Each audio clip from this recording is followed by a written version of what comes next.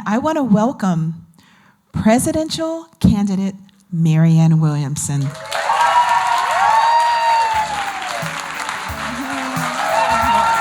you. Should I go up here?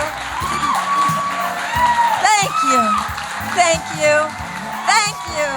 Thank you so much. Thank you. From the bottom of my heart, thank you. Thank you so much. Thank you, Tia. You have been showing up for me all day today. Thank you so much. Thank you to everyone at Unity. Thank you to the wonderful musicians and speakers. We've all been so fed here tonight, learned so much, and thank you. Thank you. What an honor to think that my candidacy, my being here this evening would bring together this kind of talent and heart. Thank you so, so much. Thank you. I lived here from 1994 to 1998, so I have Santa Barbara in my blood too. I'm running for the President of the United States because I think that we need to shift from a guiding principle for our civilization that is one based on the love of power. We need to change that guiding principle to the power of love. Now, some people think that that's naive. Some people think that such a thing is possible is somewhat utopian and just naive, unsophisticated thinking. What I believe is naive is to think that we will survive as a species on this planet for another 100 years if we do not make such a transition.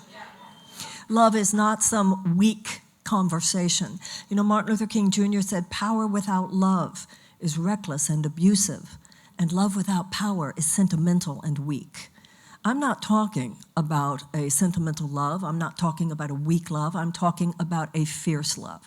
I'm talking about love that sees injustice and will not shut up. I'm talking about a love that sees children who are uneducated and needlessly so, who are unfed and needlessly so, and uncared for and needlessly so, and will not shut up. I'm talking about a love that sees transgression against the things that we hold most dear, transgression against our earth, transgression against our democracy, transgression against other peoples of the world, transgressions about each other, and will not shut up. I'm Marianne Williamson. I will not shut up, and I hope you will.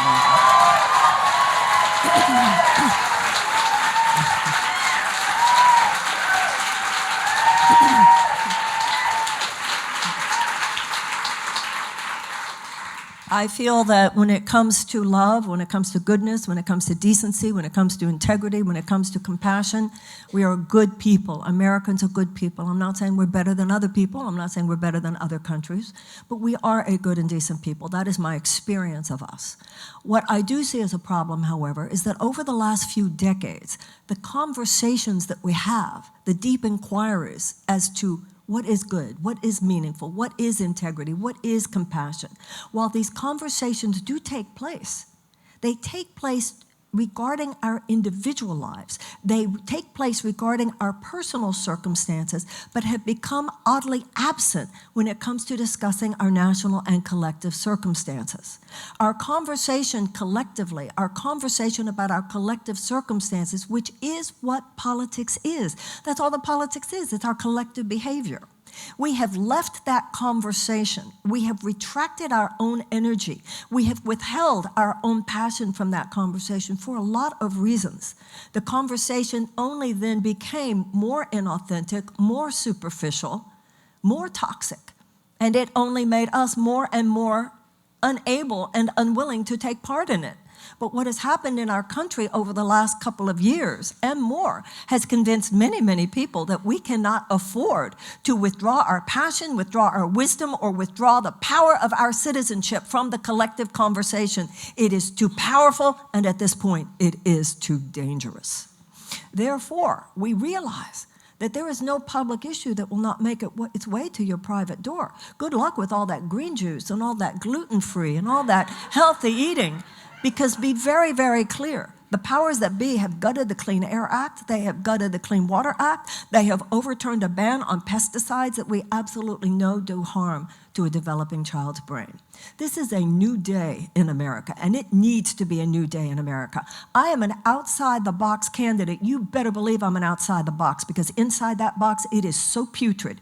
Inside that box, it is so toxic. Inside that box, it is so corrupt. Inside that box, it is so undemocratic. Inside that box, it is so un-American. You better believe it's time for a new box. That's what Americans do.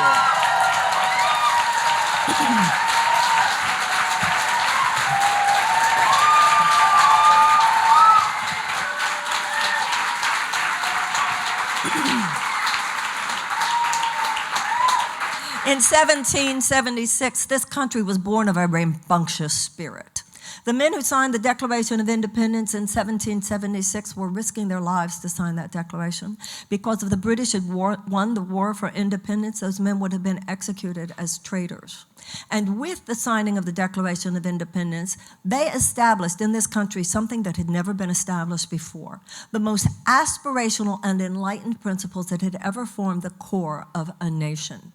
With these principles, they completely repudiated the aristocratic and monarchical system that had dominated Western civilization for centuries.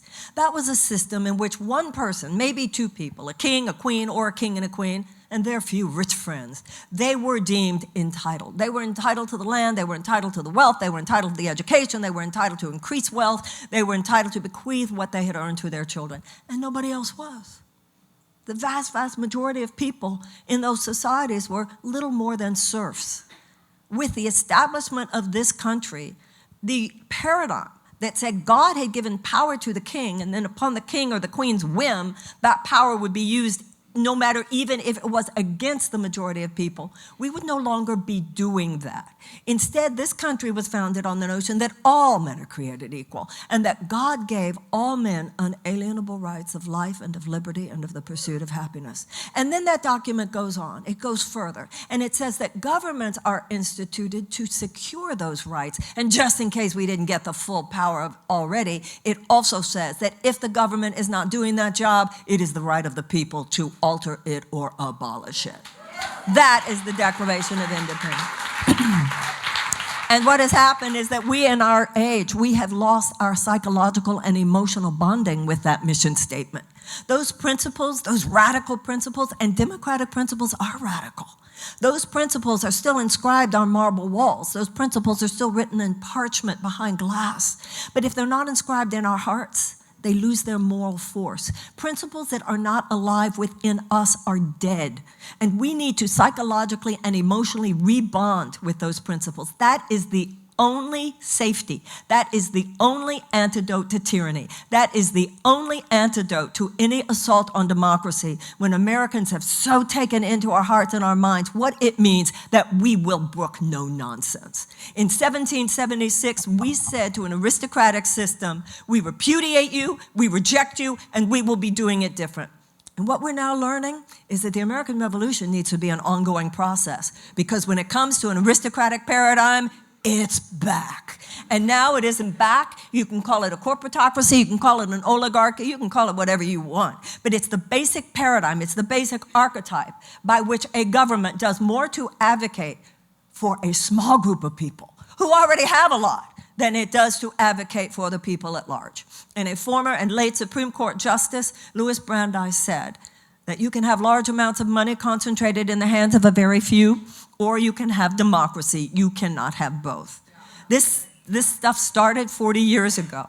It is a trickle-down economic system which posits that short-term profits for corporations should be almost like a new god. The idea was that if a corporation only had fiduciary responsibility to its stockholders, even if that meant at the expense of other stakeholders such as workers and community and environment, that was okay, see, because all the money would then trickle down. There would be job creators. All the money would trickle down, and then that would lift all boats. Ladies and gentlemen, after 40 years, I think the jury's in. It not only has not lifted all boats, it has left millions of people without even a life vest. It has left us in a situation where 1% of Americans own more wealth than the bottom 90%. It has left 40% of Americans living with chronic economic anxiety, and tension. Millions of Americans every day not knowing what will happen if they get sick, what will happen if their children get sick, what will happen, how will they pay for their children to go to college, how will they pay off those college loans. This kind of debility, this kind of psychological and emotional constriction means that someone cannot soar, means that someone cannot become, means that someone cannot self-actualize. The American dream is that everybody has a chance to self-actualize. And yet we have systemically created a situation where, because this economic system has corrupted our government, hijacked our value system, we now have a government which does more to advocate for the short-term profits of these huge multinational entities, whether it be health insurance companies or big pharmaceutical companies or gun manufacturers or chemical companies or agribusiness or oil and gas or defense contractors or nuclear industry. They get their profits first. They got their profits first, even above and beyond and before advocacy for the health and well-being of us and our children and the planet on which we live. Let me tell you something, ladies and gentlemen. We repudiated that nonsense in 1776. It is time to repudiate it again.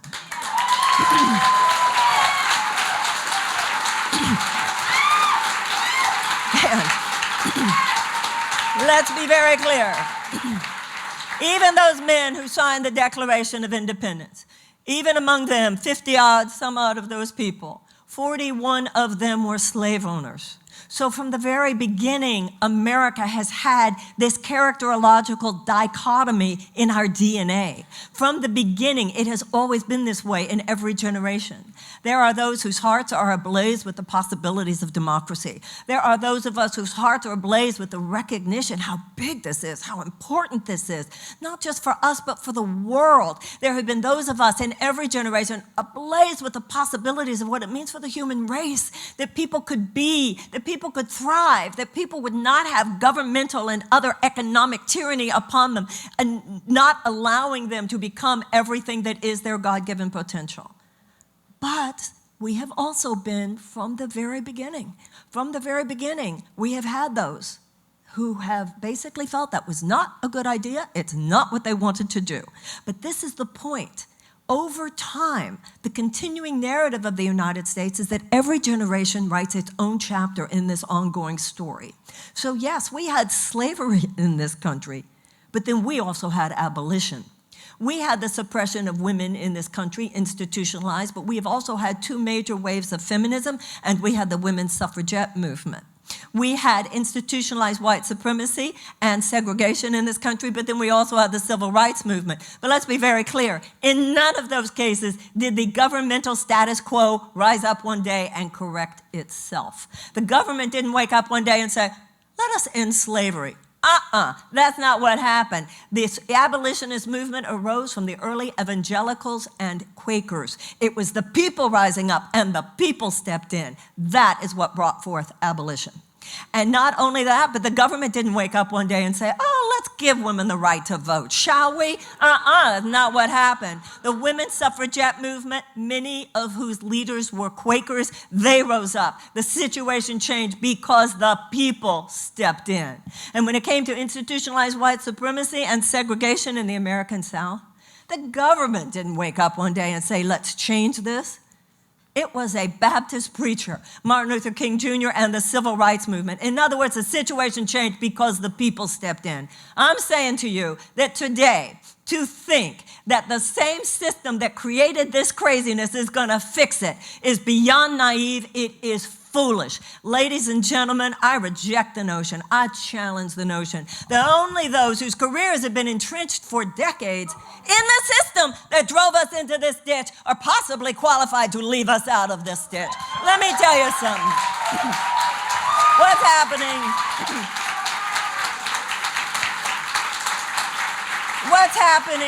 What's happening in this country is the same old stuff just come back around again. Now it's not one evil institution, but it is a sociopathic mindset that has gotten hold of the American economy. There is no morality there. There's no ethics there. There's no compassion there. There's no devotion there. There's no reverence for life there.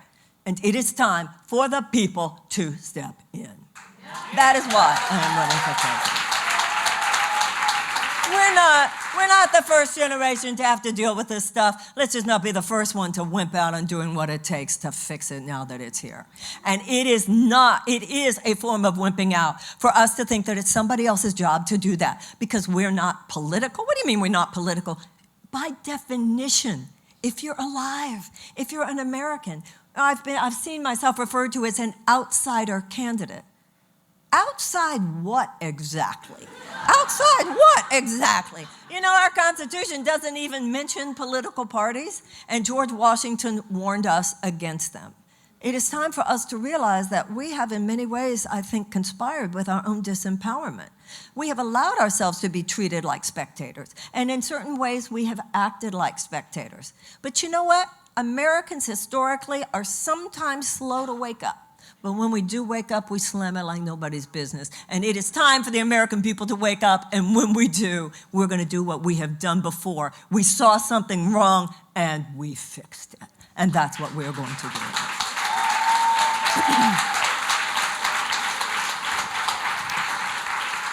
First thing we need to fix is the fact that corporate money has been able to get such nefarious influence on our political system. That's why the first thing I will do as president is to submit legislation for public funding of federal campaigns. The undue influence of money on our government is the cancer underlying all the other cancers. That is the deep, deep, deep sickness, the deep, deep corruption. That is why we need to repeal the 2017 tax cut that was a $2 trillion tax cut. 83 cents of every dollar went to the very, very richest individuals and corporations. Put back in the middle class tax cuts.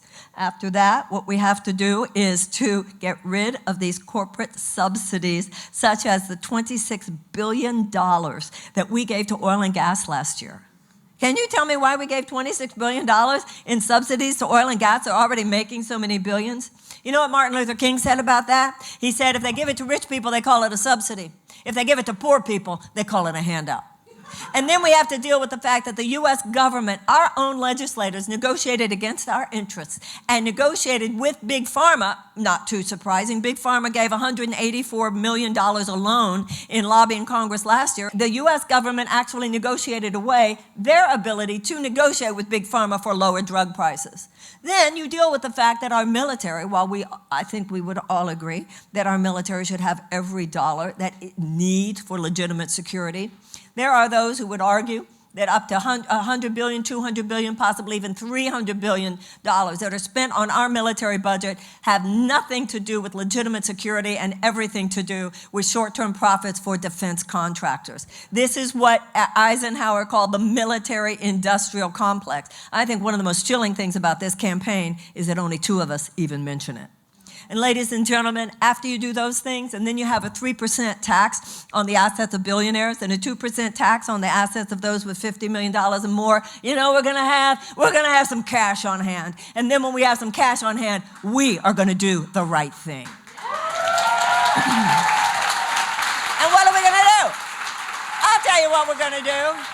We are going to deal with all the ways that this country is not what it should be. We're going to deal with the fact that this country has to get our moral house in order, just like an individual. I've had a 35-year career working very up close and personal with people during times of crisis, transforming times of crisis into opportunity. And we all know this. When your life is really in trouble and you've really got problems, you can't just fix it by changing things on the outside. If all you do is just change the symptoms and not address the cause of a problem, then the symptom will in time just morph.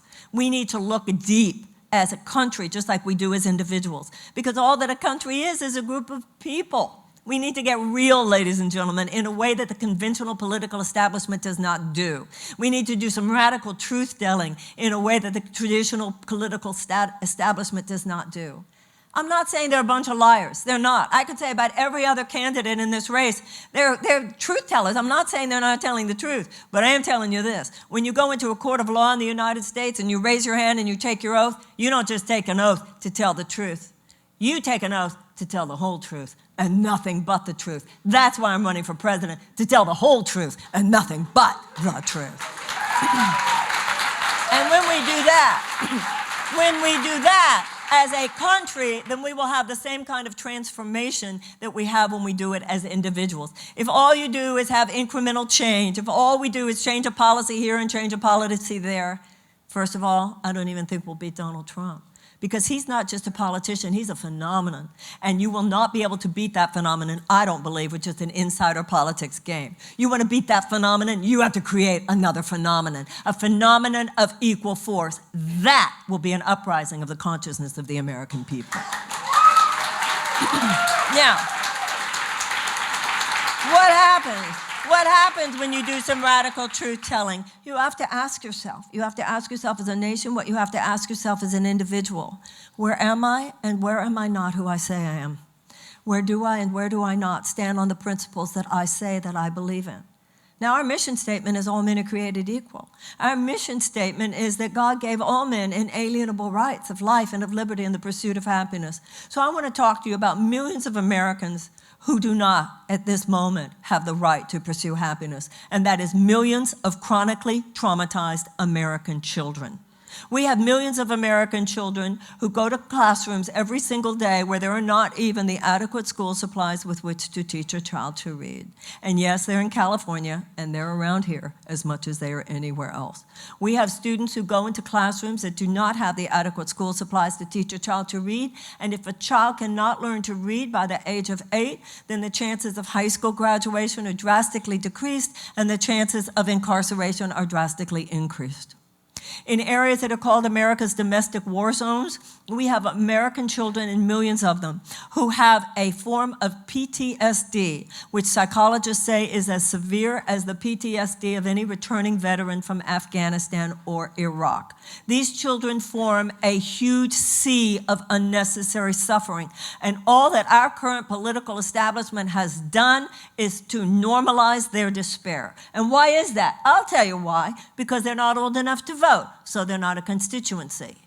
Because they're not old enough to work, so they don't have any financial leverage. In a system such as ours, where our government has become little more than a system of legalized bribery, what possible chance do these children have?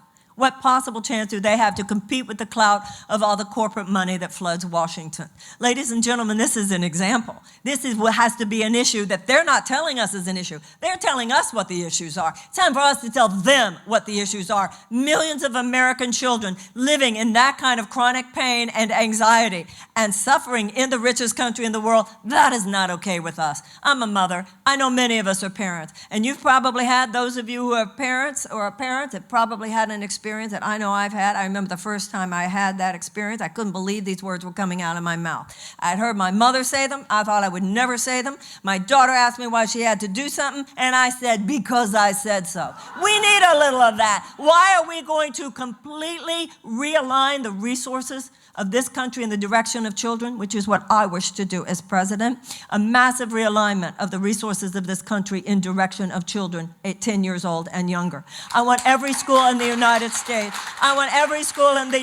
States, to be a palace of learning and culture and the arts. I want to stop this absurd and immoral situation by which our funding, the primary source of funding for our schools, is property taxes, meaning that if you are raised in a well-to-do neighborhood, a child has a very good chance of a high-quality public school education. But if that child is raised in a poor neighborhood, the chances for such schooling is drastically decreased. That needs to stop. I want every school in America to be a palace of learning and culture and the arts.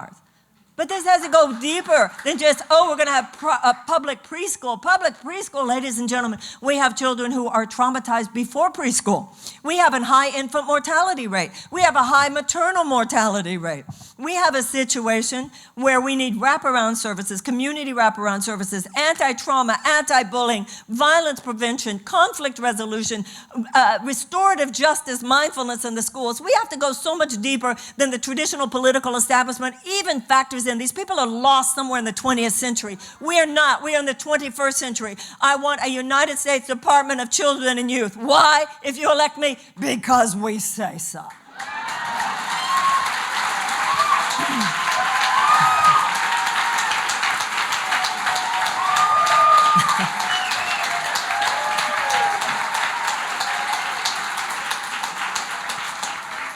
And then we need to remember this principle of transformation, which applies to a country as much as it applies to an individual.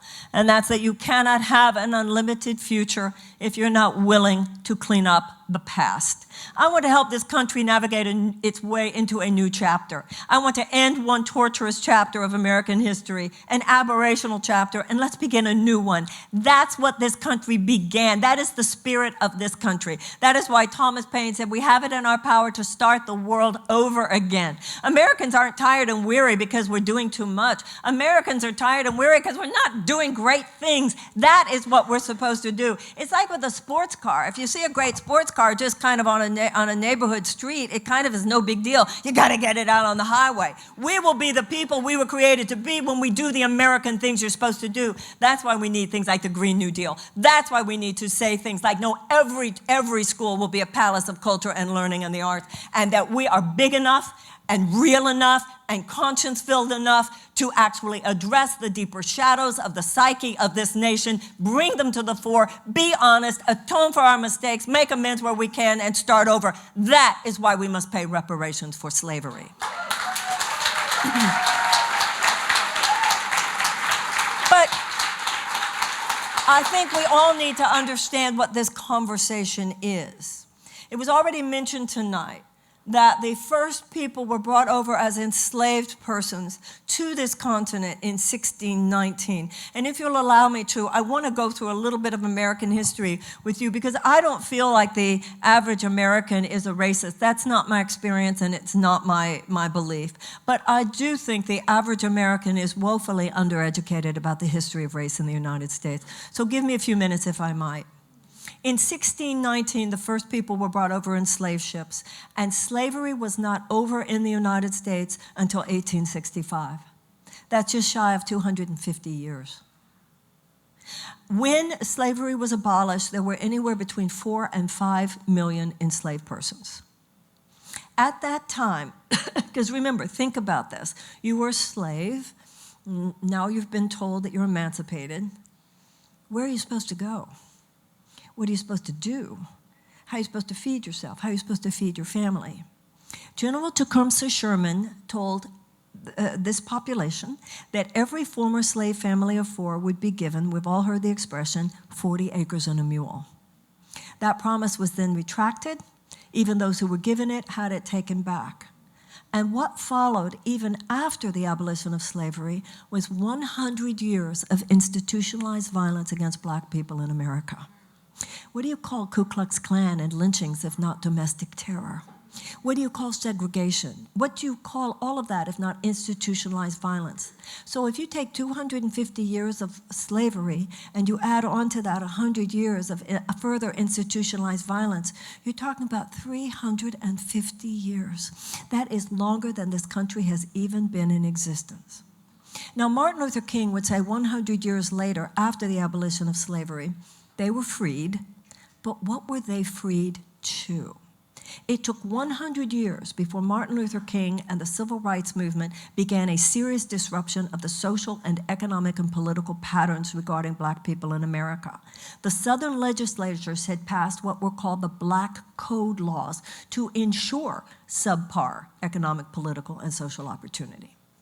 In 1964, the United States Congress passed the Civil Rights Act, and with the Civil Rights Act, we dismantled segregation.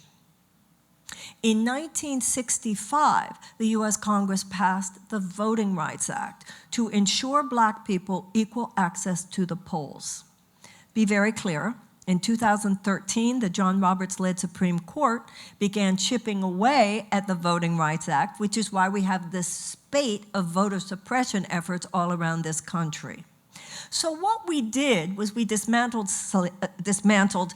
segregation. We ended slavery, we dismantled segregation, and we passed the Voting Rights Act. But I think all of us here would agree that if you've been kicking somebody to the ground, and I think kicking somebody to the ground for 350 years is pretty much kicking. You owe them morally to do more than to just stop kicking. You owe it to them to say, here, let me help you get back up.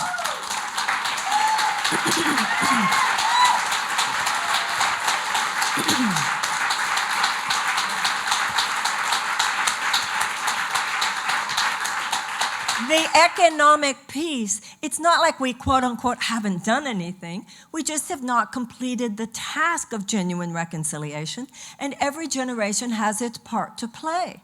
And in some ways, we know that in certain ways we're sliding backwards. Mass incarceration means we're sliding backwards. Racial disparity in criminal sentencing and police engagement means we're sliding backwards. I'm not saying paying reparations for slavery will fix everything, but I am saying this. Germany has paid $89 billion to Jewish organizations since World War II.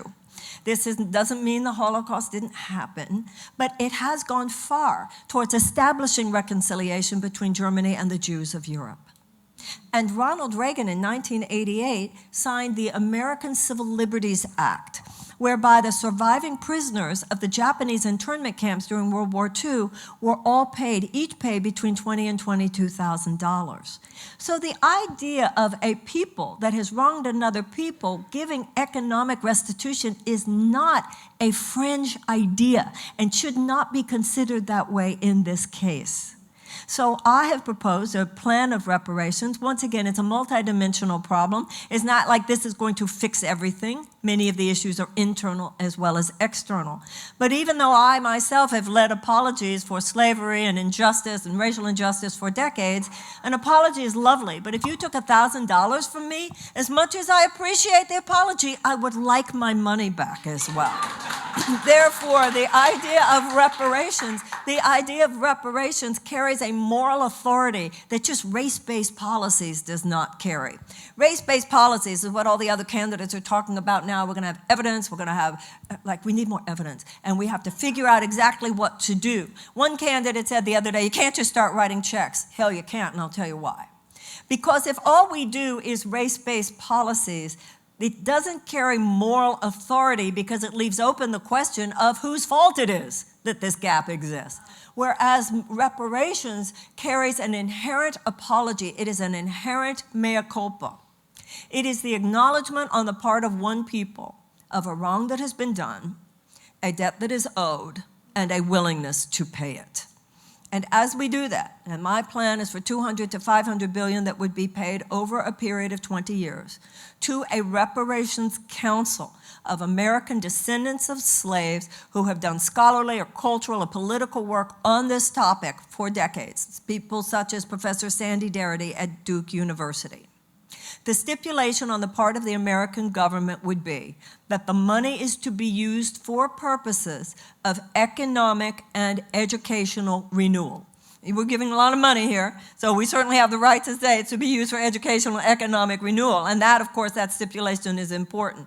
Within that, however, it should be that council. It should be Black America deciding what to do with that money, not white America. If we just have race-based policies and we're saying, well, we're going to do it here on housing, we're going to do it here on discrimination, that is a continuation of the same paternalistic pattern that was the problem to begin with. If I owe you money, I don't get to tell you how to spend it. So my belief is that we allow that money to be dispersed by this reparations council. If they want to do it in Detroit, if they want to do it in Cleveland, if they want to do it in Gary, if they want to do it historical Black colleges, however they wish to do it, it should be their business. That is what will be the power. That is what will be the moral force. That is what will be the psychological and the emotional as well as economic force. And remember, money like that is an economic stimulus. And you know what that will do? It will free our children to start a new chapter in American history. That is what it will do.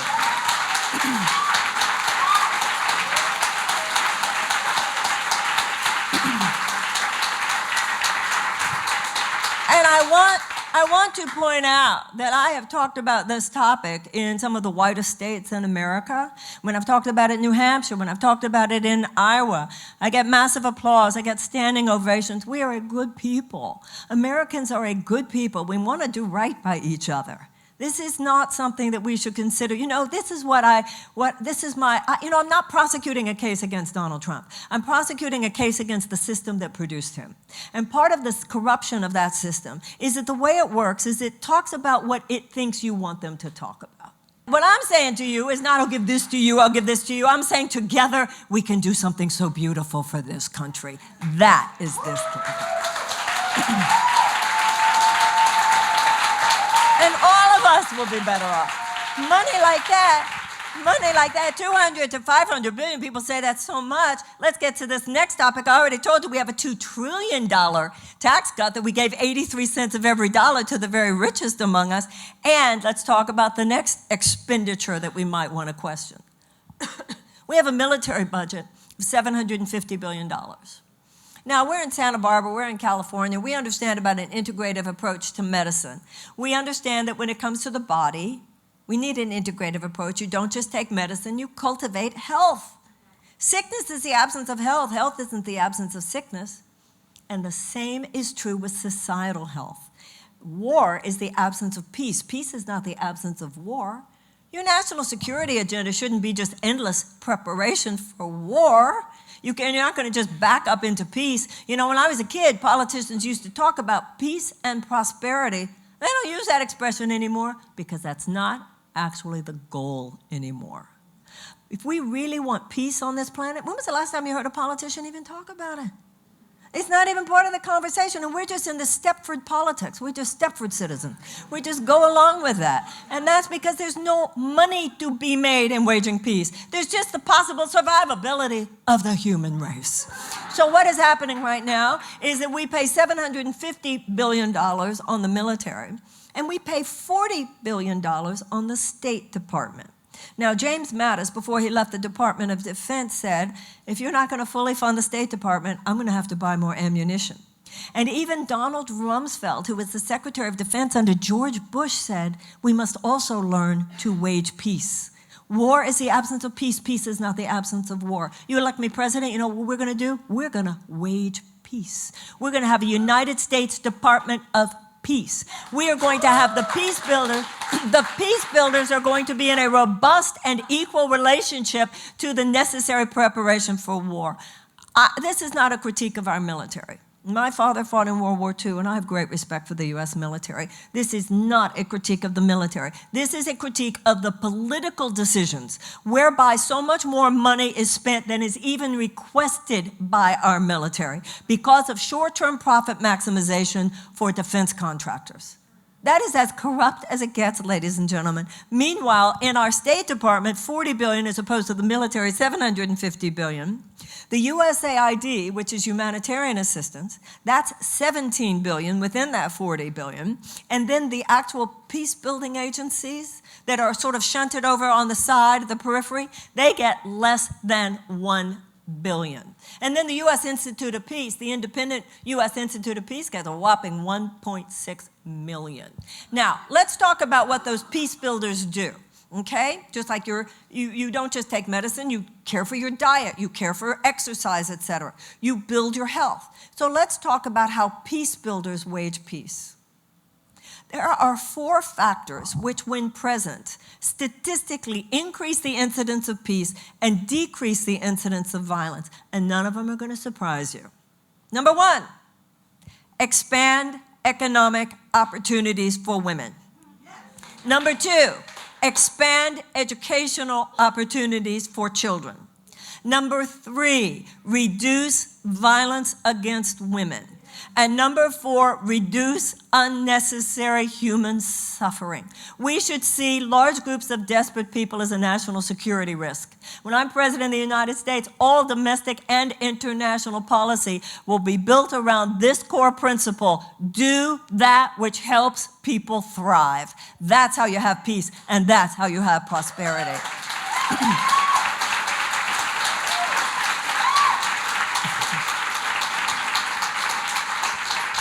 Desperate people do desperate things, and desperate people are more vulnerable to ideological capture by genuinely psychotic forces. We can't just continue to prepare for ways that war might happen. We have to look at all of the ways in which desperate people, large groups of desperate people, form the kind of petri dish out of which societal dysfunction is almost inevitable. And that is as true of these millions of American children today who are living in chronic trauma. What do you think this is going to be in this society 10 years from now? What do you think this is going to be in this society 20 years from now, 30 years from now? You know, no person can morally live only for ourselves And no generation can morally live just for ourselves. We have to be thinking about the future. We have to think of citizenship as a dimension of a well-lived life. We have to wake up, not only to elect a different kind of president. Once you elect a different kind of president, we have to stay awake so we do not retreat back into this dangerous situation.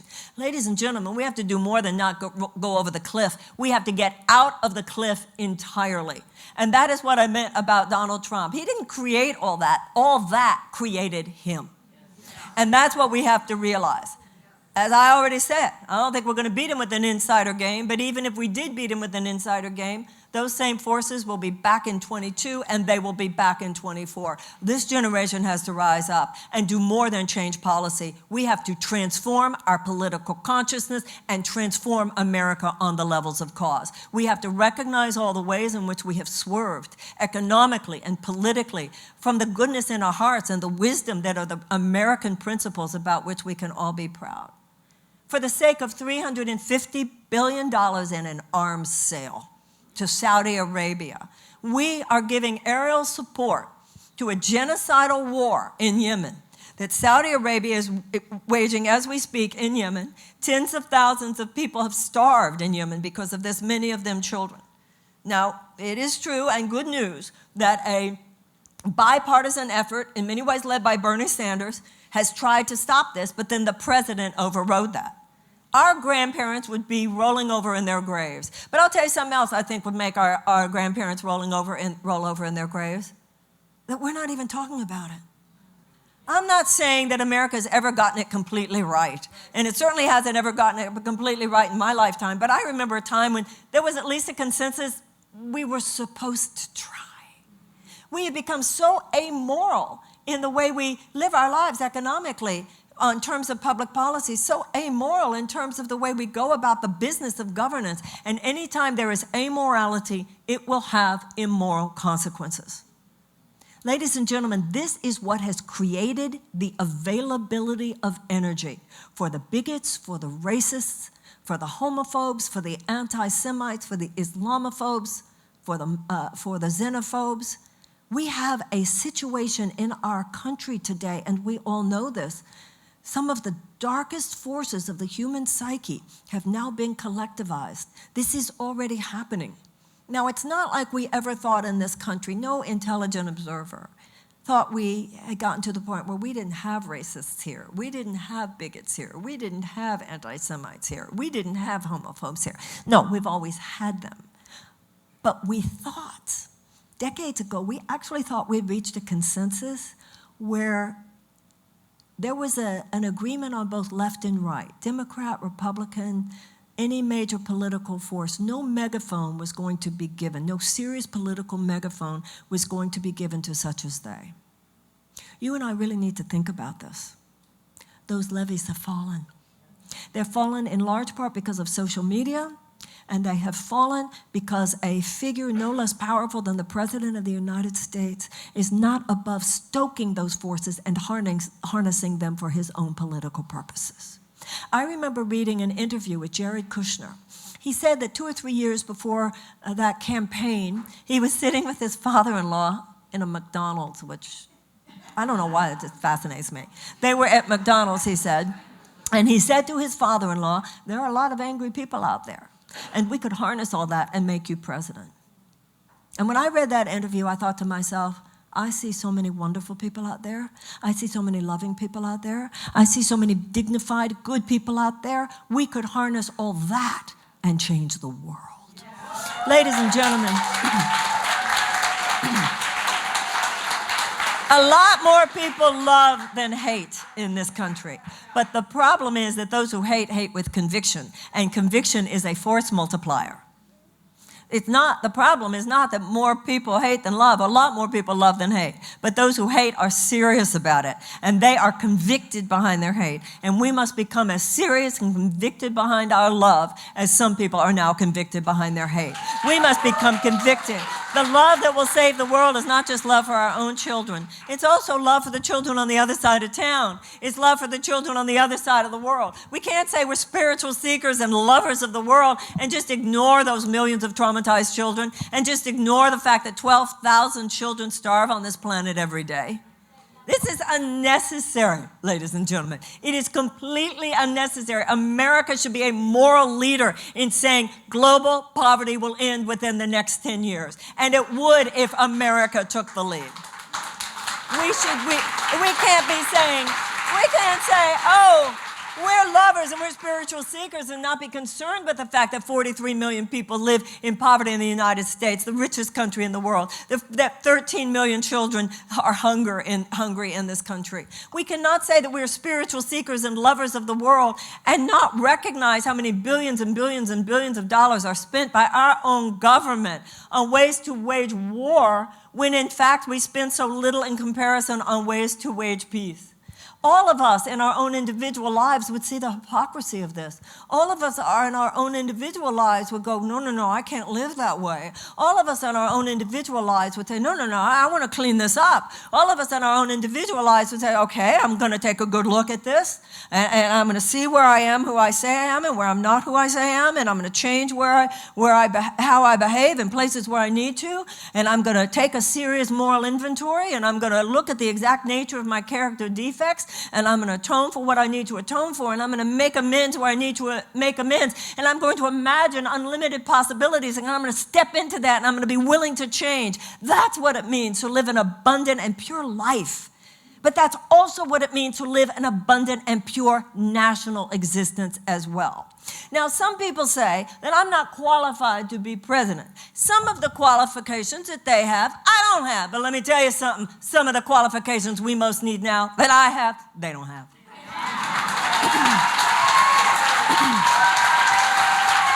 Because what we need...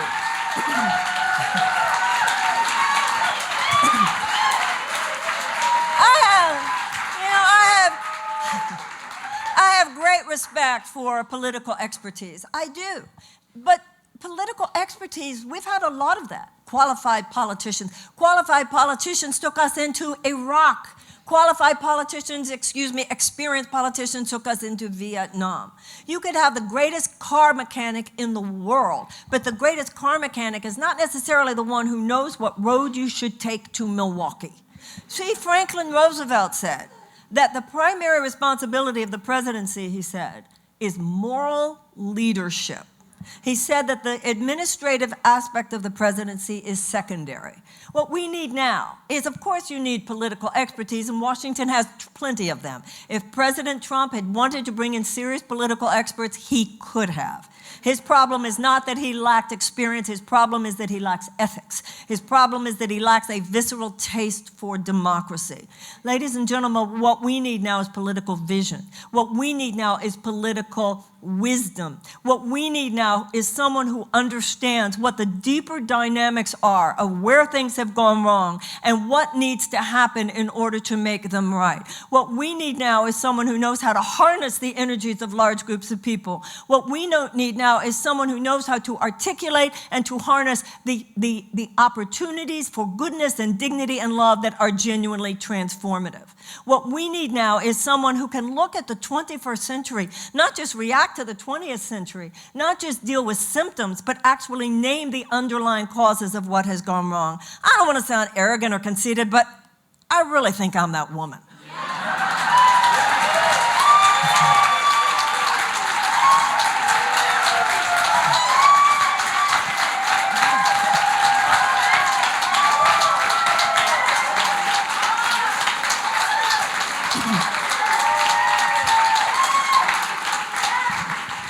And so I ask that you join me if you feel this way.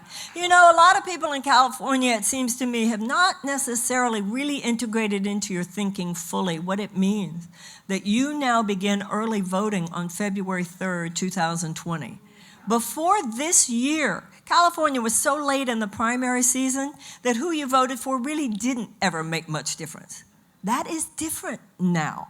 It used to be Iowa, New Hampshire, South Carolina, and Nevada. They were the early primary states. But next year, on February 3rd, when Iowa votes, or has its caucus, when Iowa caucuses, on that day, your early voting will begin. So you are now actually an early primary state.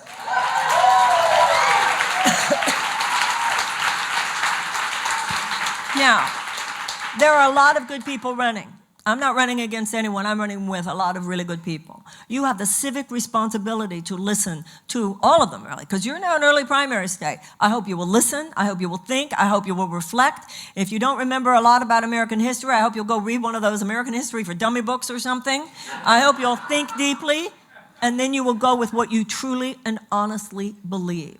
But I hope you will remember that the idea that the traditional political status quo is going to change itself, it has never happened. That's not the way it works. And I offer you a vision that you may or may not agree with. But if you do agree with it, I hope you will join with me. Because it is time for us to do more than just defeat Donald Trump. It is time for us to end one aberrational chapter of American history. It is time for us to give birth to a new chapter of American history. It is time for us to be a generation as others have been before us, which might have gotten there late, but once they got there, they slammed it like nobody's business. We are, in many ways, a prodigal son generation. But the father was more excited to see the son who left and came back than to see the son who had never left. We have partied. We live in Santa Barbara, for God's sakes. But even in Santa Barbara, and I lived here, a lot of the psychic underbelly of the economic divisions and disparities in the United States, they're right here, and we know it. And you know what, ladies and gentlemen? The problem in America is not that some people can get rich. That's a good thing. The problem is not that some people can create wealth in America. The problem is that not enough people can create wealth in America. And what is happening today is such that I don't believe the average person who either creates wealth or wants to create wealth wants to think it's at the expense of other people having a chance to. Too many people are trapped. I believe capitalism can have a conscience. I do believe that. But it has swerved. Our American capitalism has swerved from its ethical center. And it must get that ethical core back, or there's going to be an entire generation that's going to storm those Bastilles. It's not going to be because of anything I do. And so we have some heavy lifting to do. But the lifting can happen. And it happens when we free our minds. It happens when we free our minds of this thought that we have to do it the way it's been done before. When we recognize that the way we did it before is how we got here. When we realize that change is a good thing, a spirit of healthy rebellion and rambunctiousness is the most American thing in the world. When we realize that democracy is radical, you bet it's radical. Love is radical. You can't kind of sort of love. You got to totally love. Terrorists don't kind of sort of want to be terrorists. They're terrorists all day, every day. And we can't kind of sort of sometimes when it's convenient love the world to health. Your love of this country and your love of other people and your love of this earth cannot at this point in history be a part-time thing you do. And I'll tell you one other thing.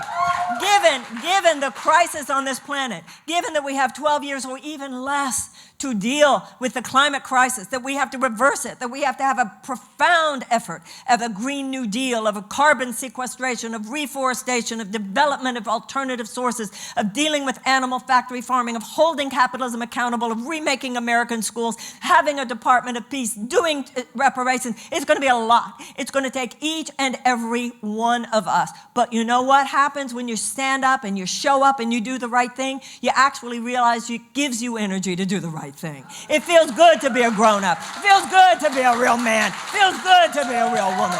That is the problem. And let me just say one other thing. For anybody who might think the whole thing is too traumatic, we do not have time for you to finish your traumatic work, your trauma work, before you show up for your country. You think those people who walked across the bridge in Selma weren't traumatized? They didn't know if they were going to bring the dogs out. They didn't know if they were going to bring the hoses out. They didn't know if they were going to bring the bullets out. You know that when those women marched for suffrage and they were thrown into prison for doing so, and the conditions in the prison were so terrible that the women suffragettes, what they did was they staged a hunger strike. And the response of the prison officials to their hunger strike was to send in these male guards who put these metal contraptions around their necks to force feed them. You think those women weren't like tense and anxious about the whole thing? We really need to toughen up, ladies and gentlemen. Love is fierce. Love is not weak. We are not a weak people. We are strong people. And if you want to know how strong you are, I'll tell you how you find your strength. Use it on behalf of someone else. Join with me in that. Let's have a politics that's not just about ourselves. Let's have a politics that's about our country and about future generations and about people we don't even know. And when we do that, we will forge a change. We will change the guiding principle from the love of power to the power of love. And not only that, this global impulse, and it is a global impulse, it's not just about America, it's not just about one group or ethnicity, it's about something coming up from the bottom of things. That is what America has been in our past. American democracy at its best is a light that lights up the world, and it's time for us to do that again. The world is not expecting great things from America today. Let's prove them wrong. Thank you very, very much. Thank you. Thank you so much. Thank you.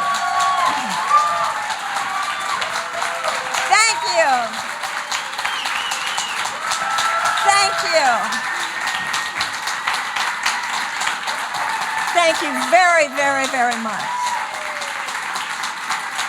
I am so grateful to you. Thank you. Thank you so, so much. I really appreciate it. Thank you.